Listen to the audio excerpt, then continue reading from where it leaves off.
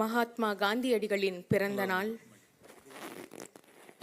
அருட்பிரகாச வள்ளலாரின் திரு அவதார திருநாள், அருட்செல்வரின் நினைவு நாள் என முப்பெரும் விழாவை நடத்தி கொண்டிருக்கிற ராமலிங்க பணிமன்றத்தின் தலைவர் மரியாதைக்குரிய மாணிக்கம் ஐயா உள்ளிட்ட பெரியவர்களுக்கும், இளையோர் அரங்கிற்கு வரவேற்புரை நல்கிய மரியாதைக்குரிய முனைவர் ஔவை ஐயா அவர்களுக்கும், ஔவை அருளையா அவர்களுக்கும், நானும் கண்ணு மூடியே கேட்டுட்டேன் போல, ஆனாலும் உங்க பேச்சு கண்மூடித்தனமா இருக்காது. இந்த நிகழ்விற்கு தலைமை ஏற்றிருக்கிற மரியாதைக்குரிய கலைமாமணி திருப்பூர் கிருஷ்ணன் ஐயா அவர்கள் காந்திய நெறியில் நிற்பவர். அமுத சுரபி என்னும் இதழின் ஆசிரியராக இருந்து அதை ஒரு இயக்கமாகவே நடத்தி கொண்டிருக்கிற ஐயா அவர்களுக்கும், உடன் உரையாற்ற வருகை தந்திருக்கிற சகோதர சகோதரிகளுக்கும், இந்த நிகழ்வை சிறப்பிக்க வருகை தந்திருக்கிற அத்தனை பெருமக்களுக்கும் என் பணிவன்பான வணக்கம். தேசத்தந்தையே, உனது வாழ்வில்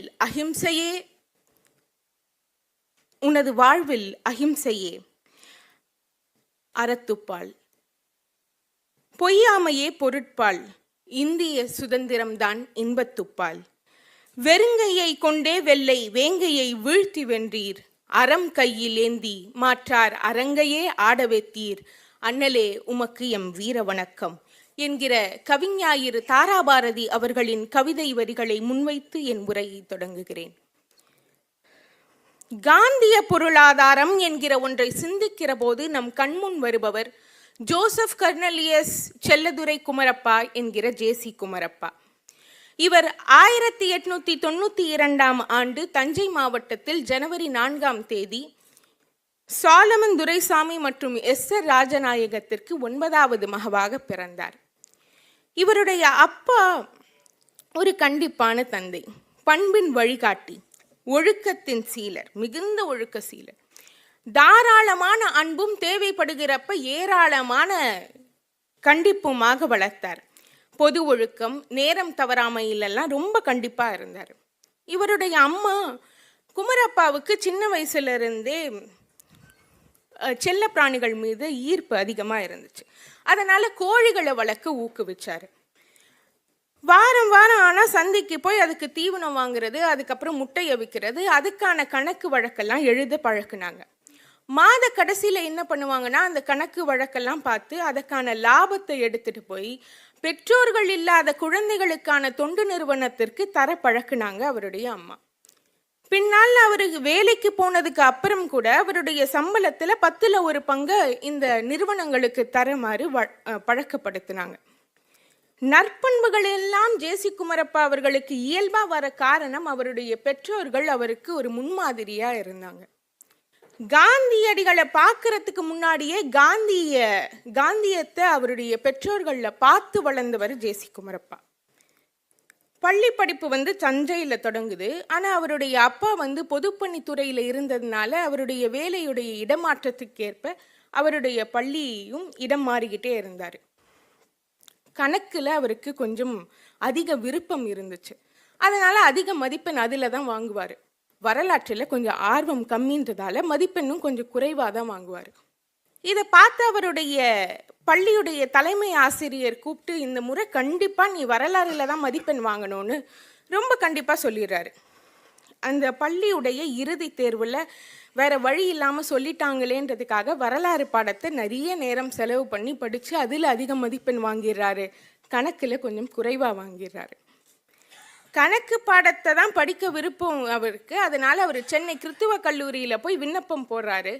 ஆனா அவருக்கு கணக்கு பாடம் படிக்க இடம் கிடைக்கல, வரலாறு படிக்க தான் இடம் கிடைக்குது. விரும்பியது கிடைக்கலன்னு துவண்டு போய் மன வருத்தத்துல இன்னைக்கு விபரீதமான முடிவுகள் எடுக்கிற இன்றைய தலைமுறைக்கு அவர் ஒரு பாடம். காரணம் இன்றி காரியம் இல்லை. பிடிச்சது கிடைக்கலன்னா என்ன, கிடைச்சதை பிடிச்சு படிச்சாரு, வரலாறு படைச்சாரு. அதுல வரலாறு படித்து வரலாறு படைத்தார். இப்படி இருக்கிறப்ப அவர் ஒரு 21வது வயதுல இங்கிலாந்துக்கு போறாரு. அங்க ஒரு 5 வருடம் படிச்சுட்டு இன்கார்பரேட்டட் அக்கௌண்டண்டா FSAA பட்டம் வாங்குறாரு. அங்க அவர் ஆங்கிலேயருடைய நடை உடை பாவனை அவர்களுடைய நாகரீகம் எல்லாம் அவருக்கு ரொம்ப பிடிச்சு போய் அதையே பின்பற்ற ஆரம்பிக்கிறாரு. அங்கேயே வேலையும் பார்க்குறாரு. ஆனால் அவருடைய அம்மா கூப்பிட்டதுனால மறுபடியும் இந்தியாவுக்கு வந்துடுறாரு. இந்தியாவில் மும்பையில் ஒரு ஃபோர்ட்ஸ் ரோப்ஸ் அண்ட் பார்க் என்கிற மும்பையில் ஒரு அந்நியன் நிறுவனத்தில் சேர்ந்து வேலை பார்க்குறாரு. அவருடைய தணிக்கை திறனை பார்த்து, நுண்ணறிவின் வீரியத்தை பார்த்து நிறைய வணிகர்கள் வராங்க, தொழில் முதலாளிகள்லாம் அவர்கிட்ட வராங்க.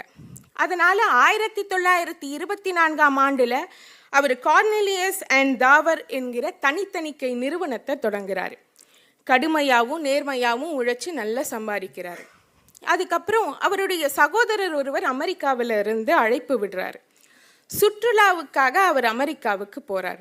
அங்கே போய் அவருக்கு படிக்கணுன்ற ஆர்வம் மேலிட அவர் பிஸ்னஸ் அட்மினிஸ்ட்ரேஷன் படிக்கிறார். அங்கே அவருடைய ப்ரொஃபஸர் ஒருத்தர் சொல்லி பப்ளிக் ஃபினான்ஸும் சேர்ந்து படிக்கிறார். அவருடைய முதுகலைக்கு ஒரு ஆய்வு கட்டுரை எழுத வேண்டி இருந்துச்சு. அந்த ஆய்வு கட்டுரைக்காக அவர் தேடிய போது அவருக்கு இந்தியாவுடைய பொது நிதி பற்றி ஒரு அதிர்ச்சிகரமான தகவல்லாம் கிடைக்குது. எப்படி இங்கிலாந்து இந்தியாவுடைய செல்வங்களையெல்லாம் சுரண்டி, சொல்லப்போனால் இந்தியாவினுடைய உயிரை உறிந்துதான் இங்கிலாந்து வாழ்கிறது என்பதை அவர் புரிந்து கொள்கிறார். அதுக்கப்புறம் ஒரு தேவாலயத்தில் அவர் பேசுகிறப்ப இந்தியா ஏன் வறுமைப்பட்டதுன்னு பேசுகிறார்.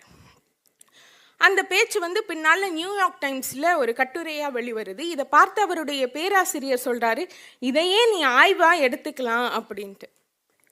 அதுக்கப்புறம் எக்கனாமிக் ஆஃப் என்டர்பிரைஸ்ன்ற ஒரு தலைப்பில் கருத்தரங்கம் ஒன்று தேவன் போட்டுன்ற ஒரு பேராசிரியர் நடத்துகிறார்.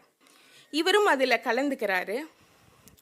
அதில் என்ன ஆகுதுன்னா, மற்ற மேற்கத்திய பொருளியல் சிந்தனையாளர்கள் மாதிரியே அவருடைய பேராசிரியரும் பொருளியலில் எத்திக்ஸ், அறயியல்ன்ற ஒன்றுக்கு இடமே இல்லை. பொருள் ஈட்டுதல் தான் முக்கியம், ஆனால் எந்த வழியில் ஈட்டணுன்றது அது முக்கியம் இல்லைன்னு அவர் பேசுகிறார்.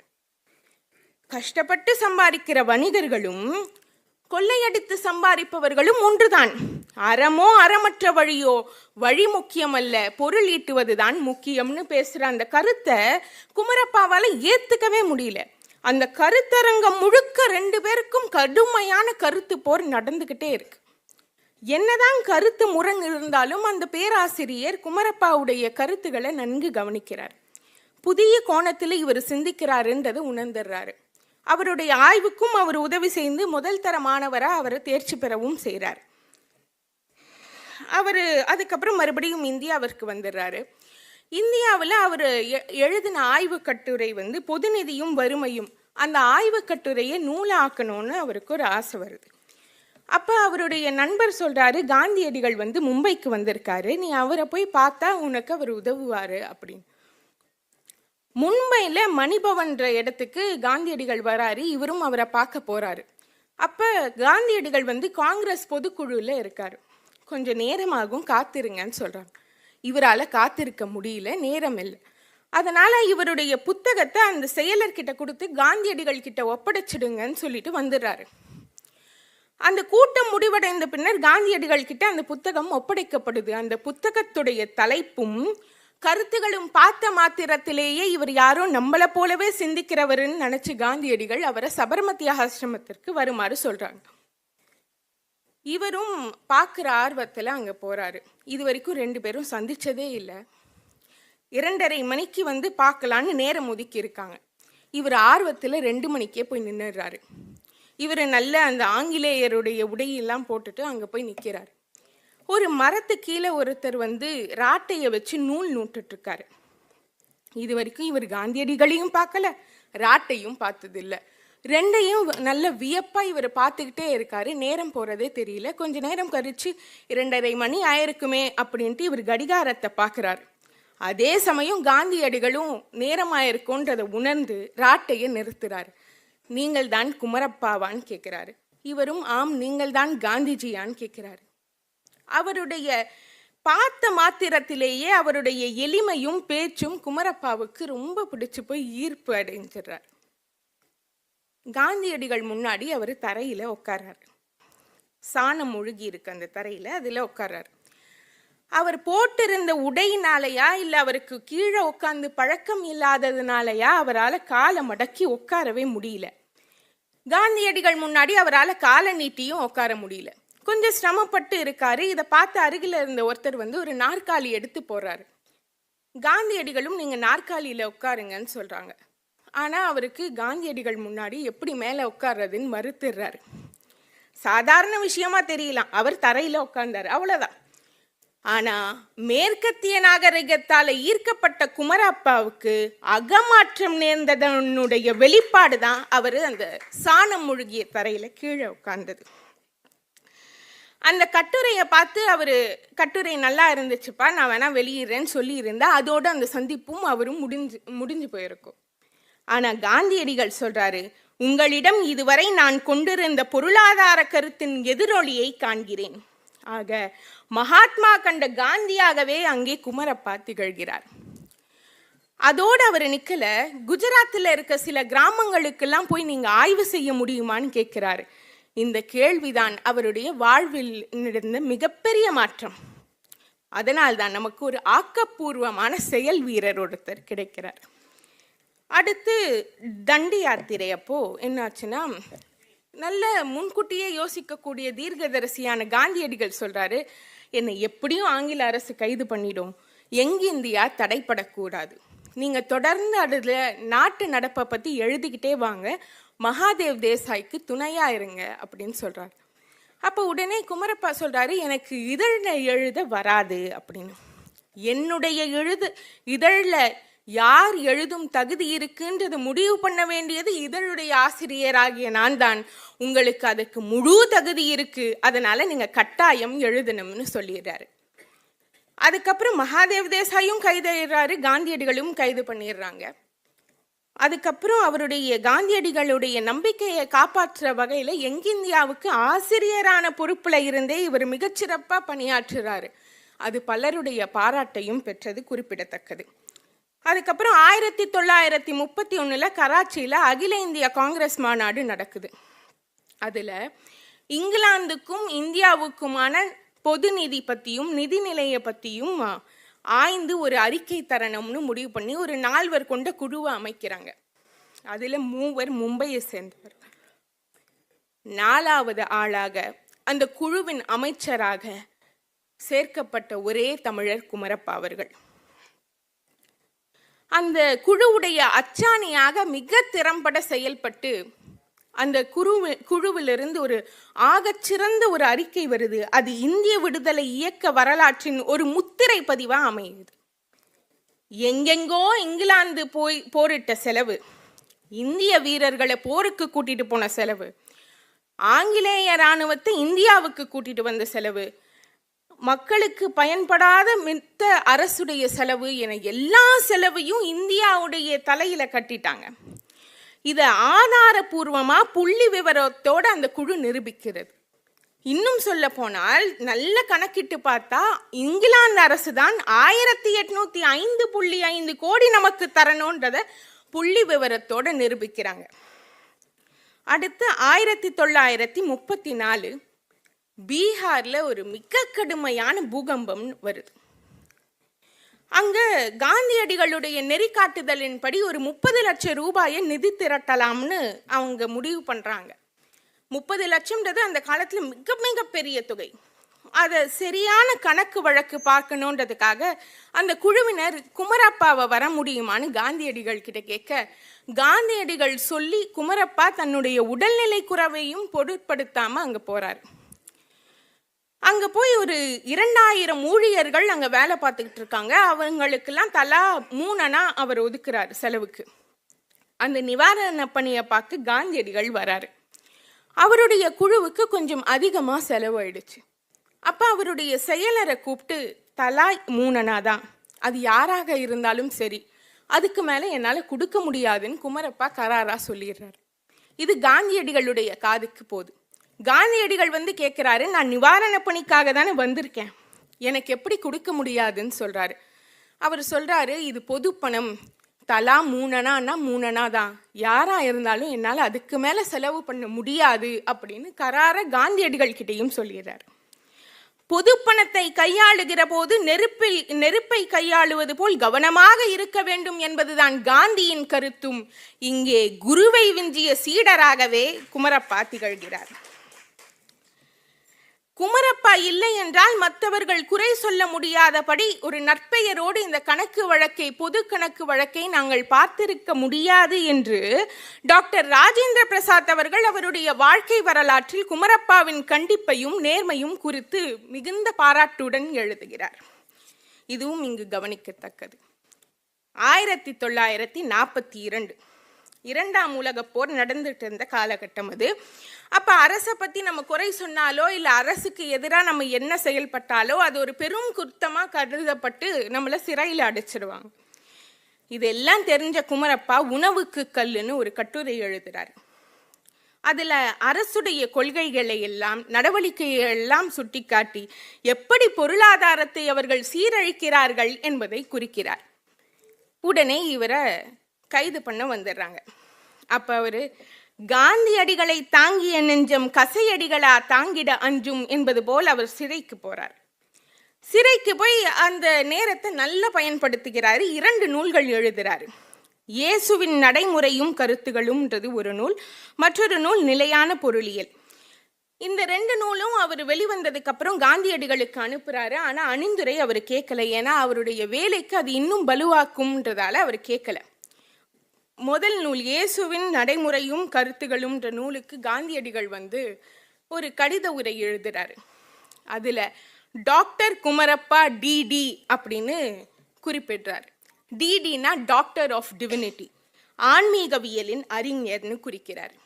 அடுத்து அவருடைய நிலையான பொருளியல் என்ற நூலுக்கு அணிந்துரையும் தராரு, ஒரு கடித உரையும் தராரு. அதில் டாக்டர் குமரப்பா டிடி டிவிஐ, டிவிஐனா டாக்டர் ஆஃப் வில்லேஜ் இண்டஸ்ட்ரீஸ் அப்படின்னு குறிக்கிறார். பின்னால் குமரப்பாவும் காந்தியடிகளும் நேரில் சந்திக்கிறப்ப குமரப்பா நகைச்சுவையாக கேட்குறாரு, உங்களுக்கு பிடிச்சவங்களுக்கெல்லாம் தாராளமாக நீங்கள் பட்டம் வாரி வழங்குறீங்களே அப்படின்ட்டு. அதுக்கு காந்தியடிகளும் நகைச்சுவையாக ஏன் எனக்கு பட்டம் வழங்கும் தகுதி இல்லையான்னு அவரும் கேட்குறாரு. அப்புறம் குமரப்பாவுடைய பேச்சிலும் எழுத்திலும் செயலிலும் தனித்துவமாக அவர் மேலோங்கி நிற்க காரணம் அவர் ஒரு அக்னி குஞ்சு. எல்லாரும் அவரை கோபக்காரர்ன்னு தான் சொல்லுவாங்க. அவரை நன்கு அறிஞ்ச காந்தியடிகள் சொல்றாரு, ஆம் அவர் கோபக்காரர் தான், அநியாயத்தை கண்டால் அவரால் பொறுத்து கொள்ள இயலாது அப்படின்னு சொல்றார். பசுமை புரட்சி நடக்குது. அப்போ விளைநிலங்களுக்கு எல்லாம் அவங்க உரத்தை வாரி அரைச்சிடுறாங்க. அப்புறம் இயந்திரமயமாக்குறாங்க வேளாண்மையை. இதுக்கு மிகுந்த கண்டனம் தெரிவிக்கிறாரு குமரப்பா. அப்போ அவர் கேட்குறாரு, டிராக்டர் நிலத்தை நல்லா தான் உழும், ஆனால் நிலத்துக்கு தேவையான உரமும் வளமும் தருகிற சாணியை அந்த டிராக்டர் போடுமா என்கிறார். இப்படி நிறைய நிகழ்வுகள் நடந்துக்கிட்டே இருக்கு. இந்தியா தன்னாட்சின்னு சொல்கிறப்ப வெள்ளைக்காரர்களை எல்லாம் நம்ம வெளியேற்றிட்டு சில இந்தியர்கள் அந்த இடத்தை ஆக்கிரமிச்சுக்கிட்டு அவர்களுக்காக ஆட்சி நடத்துறது இல்லை, இந்தியர்களுக்காக ஆட்சி நடத்தணும், அதுவும் குறிப்பாக ஏழை எளிய மக்களுக்காக ஆட்சி நடத்தணும்ன்றது தான் காந்தியடிகளுடைய கருத்து. அதனுடைய அடிப்படையில் தான் அரசின் பொது நிதி திட்டம் இருக்க வேண்டும் என்பது குமரப்பாவின் கருத்து. இப்படி குமரப்பாவும் காந்தியடிகளும் வேறு வேறாக சிந்தித்தவர்கள் அல்ல. குமரப்பா அவர்கள் தமது பொருளாதாரத்தை விரிக்கிற போது 5 வகையாக அவர் அதை பிரிக்கிறார். கொலை பொருளாதாரம், கொள்ளை பொருளாதாரம், கூட்டிணக்க பொருளாதாரம், முயற்சி பொருளாதாரம், தாய்மை பொருளாதாரம். அதில் தாய்மை பொருளாதாரத்தை தான் இந்தியாவில் நம்ம இம்ப்ளிமெண்ட் பண்ணணும்னு வலியுறுத்துறாரு. அது என்ன சொல்றாருன்னா, ஒரு தாய் எப்படி அந்த குழந்தைக்கு தாய்ப்பால் கொடுக்குமோ, ஒரு தாய் எப்படி அந்த குழந்தைக்கு சமைத்து கொடுக்குமோ, அந்த மாதிரி தன்னலமற்று மன திருப்தியோடு செஞ்சு தரணும். அப்போ அந்த குழந்தை ருசிச்சதுக்கு அப்புறம் அந்த அம்மாவுக்கு ஒரு மன நிறைவு கிடைக்கும் இல்லையா, அதுதான் அதனுடைய கூலியின் விளக்கம் தராரு. இதனால் அன்புமயமான வன்முறையற்ற ஒரு சமுதாயம் உருவாகும் என்பதுதான் குமரப்பாவின் கருத்து. இதே மக்கள் நலன் சார்ந்த, இயற்கை நலன் சார்ந்த வன்முறையற்ற பொருளியல் சிந்தனை தான் காந்தியடிகளிடமும் இருந்தது. காந்திய பொருளியல் என்பது அந்த கருத்துக்கு உருவமும் உள்ளடக்கமும் தந்தது குமரப்பா தான். காந்தியியல் வேறு, குமரப்பா இயல் வேறு அல்ல. காந்தி வேறு, குமரப்பா வேறு அல்ல. அறப்போர் ஒரே ஒரு இடத்துல, அது மட்டும் சொல்லி நிறைவு செஞ்சிடறேன். குமரப்பா ஒரு இடத்துல சொல்றாரு, தனியாக காந்திய பொருளியல் என்று ஒன்று இல்லை. காந்தி பொருளியல் அறிஞரும் இல்லை. அறப்போர் நடத்திய காந்திக்கும் முப்படை: அன்பு, அகிம்சை, சத்தியம்தான் அப்படை. இந்த வாழ்வியல் அறக்கோட்பாடுகள் தான் பொருளாதார கோட்பாட்டிலும் இருக்க வேண்டும் என்பது காந்தியின் கருத்து. இந்த அறவழி நெறியினைத்தான் குமரப்பா அவர்களும் பின்பற்றுகிறார்கள்.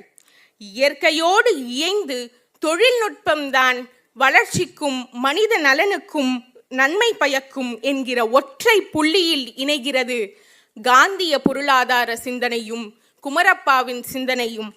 ஆக பொருளாதார இயற்கை சீர்கேடுதான் நம் முன் இருக்கிற மிகப்பெரிய சிக்கல், உண்மையான சிக்கல் என்பதை நாம் உணர்ந்து தீர்வு தேடும்போது நாம் பின்னோக்கி சென்று பார்க்க வேண்டிய மகாத்மாவே போற்றிய மாமேதை, தமிழகம் கண்ட காந்தி குமரப்பா என்று சொல்லி நல்ல வாய்ப்புக்கு நன்றி பாராட்டி விடைபெறுகிறேன். நன்றி, வணக்கம்.